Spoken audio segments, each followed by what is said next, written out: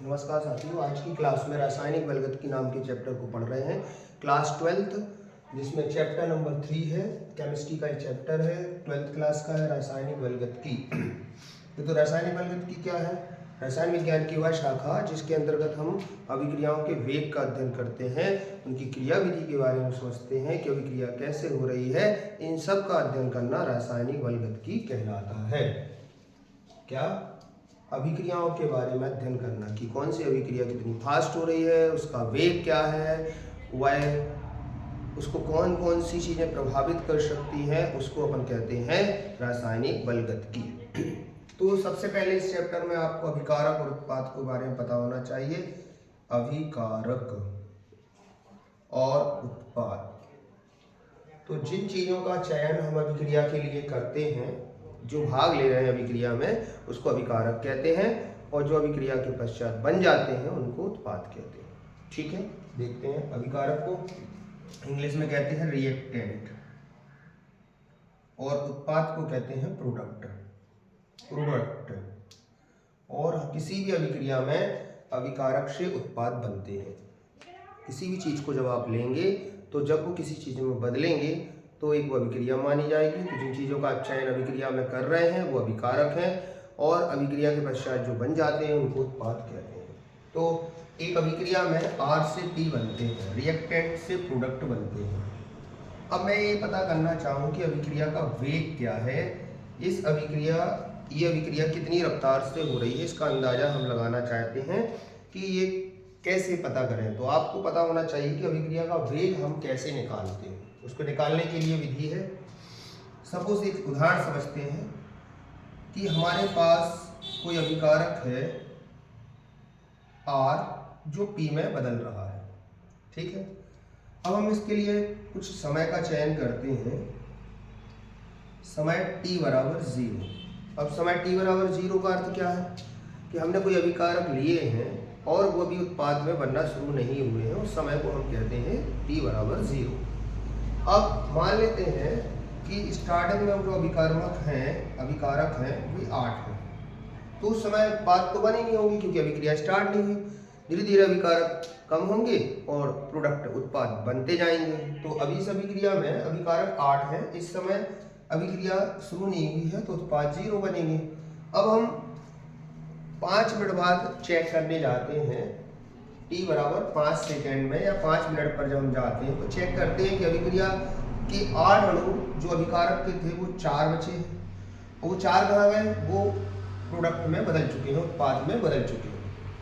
और 10 मिनट बाद हम चेक करते हैं कि ये कुछ नहीं बचा, अभिकारक खत्म हो गया, और जितने के जितने अभिकारक थे वो पूरे के पूरे किसमें बदल गए? उत्पाद में। तो ये टोटल आपके 4 और ऊपर, पहले 4 बन गए थे, फिर 4 और खत्म हो गए, तो ये 8 हो गए।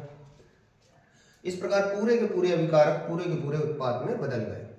और मैं अब अभिक्रिया का वेग लिखना चाहूँ तो कैसे लिखूंगा? सुनो, तो वेग कैसे लिखते हैं?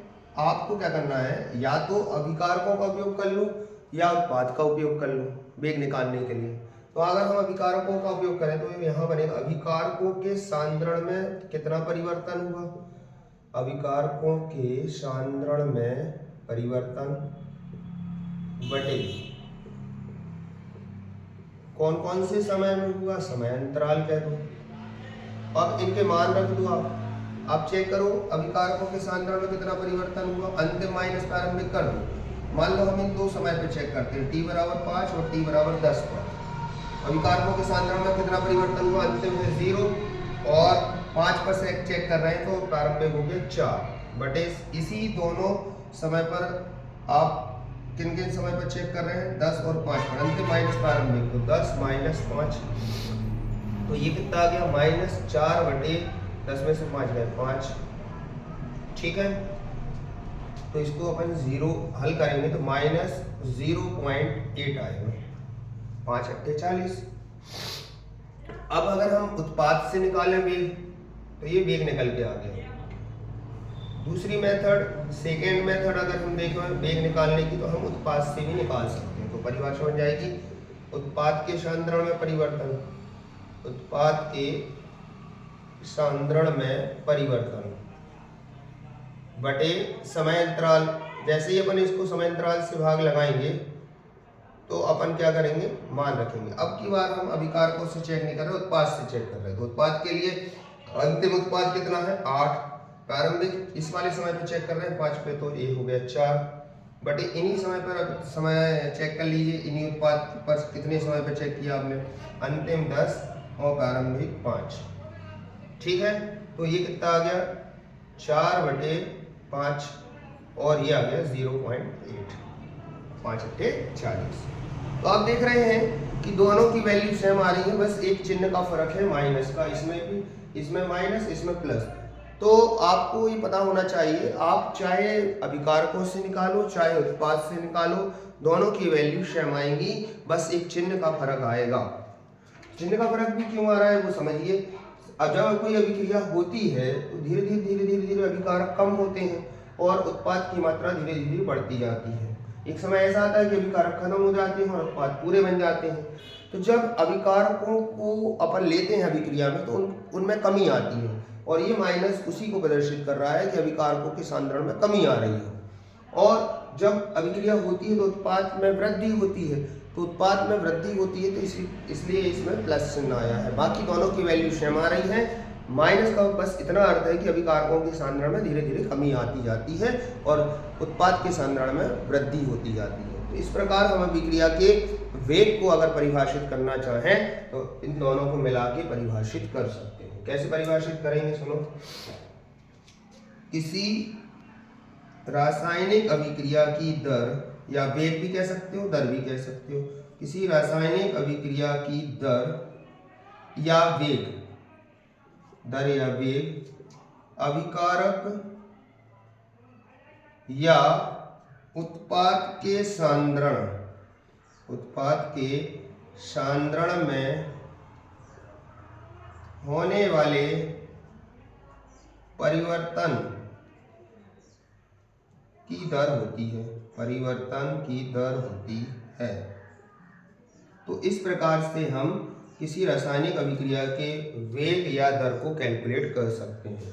तो किसी रासायनिक अभिक्रिया की दर अभिकारकों के सांद्रण या उत्पाद के सांद्रण में होने वाले परिवर्तन की दर को अभिक्रिया की दर कहते हैं। या ऐसे भी कह सकते हैं कि अभिकारकों के सांद्रण में होने वाली कमी या उत्पाद के सांद्रण में होने वाली वृद्धि की दर को अभिक्रिया की दर या वेग कहते हैं। तो हमें किसी रासायनिक अभिक्रिया का अगर वेग कैलकुलेट करना हो तो इसे आसान तरीके से हम कैलकुलेट कर सकते हैं। बस हमें उन समय को चेक करना है, किन समय पर हम चेक कर रहे हैं, और उन समय पर अभिकारकों का सांद्रण चेक कर लेना है, अंतिम माइनस प्रारंभिक कर देना है। उत्पाद से निकालेंगे तो सेम, जिस समय पर आप उत्पाद का सांद्रण देख रहे हैं अंतिम माइनस प्रारंभिक कर दो, बटे समय में भी अंतिम माइनस प्रारंभिक कर दो। इस प्रकार अभिक्रिया का वेग कैलकुलेट हो जाएगा। तो ये हमारे चैप्टर की शुरुआत है जिसमें रासायनिक बलगतिकी नाम का चैप्टर अपन देख रहे हैं। रासायनिक बलगतिकी का अर्थ है अभिक्रिया में होने वाले वेग का अध्ययन करना, उन पर ताप का प्रभाव अध्ययन करना कि अभिक्रिया कैसे कैसे संपन्न हो रही है, इन समस्त चीज़ों का अध्ययन करना अभिक्रिया का रासायनिक बलगतिकी कहलाती है। और रासायनिक बलगतिकी के अंतर्गत हम किसी अभिक्रिया का वेग कैसे कैलकुलेट करते हैं ये हम देखते हैं। या तो अभिकारकों के सांद्रण में होने वाली कमी या उत्पाद के सांद्रण में होने वाली वृद्धि की दर को अभिक्रिया की दर कहते हैं। इस पर आधारित कुछ प्रश्न भी हैं, उनको अपन नेक्स्ट वीडियो में कवर करेंगे। धन्यवाद। आज की क्लास में बस इतना ही देखते हैं। तो रासायनिक बलगतिकी नाम के चैप्टर को देखने के लिए लगातार चैनल पर बने रहें। चैनल को लाइक करें, सब्सक्राइब करें और कमेंट करें, और लगातार आगे की वीडियो देखने के लिए चैनल पर बने रहें। धन्यवाद।